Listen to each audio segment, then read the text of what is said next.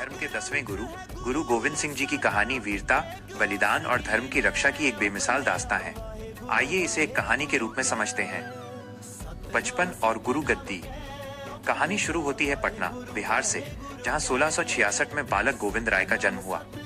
उनके पिता गुरु तेग बहादुर जी सिखों के 9वें गुरु थे। बचपन से ही गोविंद राय निडर थे और धनुष बाण चलाने में माहिर थे।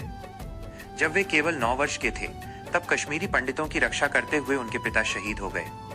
इतनी कम उम्र में गोविंद राय गुरु गद्दी पर बैठे और उन्होंने संकल्प लिया कि वे जुल्म के खिलाफ आवाज उठाएंगे। खालसा पंथ की स्थापना 1699। गुरुजी की कहानी का सबसे रोमांचक मोड़ वैशाखी का दिन था। उन्होंने आनंदपुर साहिब में एक भारी सभा बुलाई और हाथ में तलवार लेकर गरजते हुए कहा, मुझे एक सिर चाहिए। क्या कोई धर्म के लिए बलिदान देगा? एक एक करके 5 लोग उठे। गुरुजी उन्हें तंबू के अंदर ले गए और बाहर निकले तो तलवार खून से सनी थी।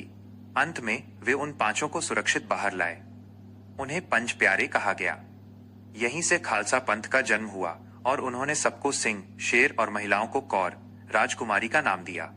उन्होंने नारा दिया, 1.25 लाख से एक लड़ाऊं, चिड़ियों 100 में बाज तोड़ाऊं, तबे गुरु गोविंद सिंह नाम कहाऊं। चमकौर का युद्ध और महान बलिदान।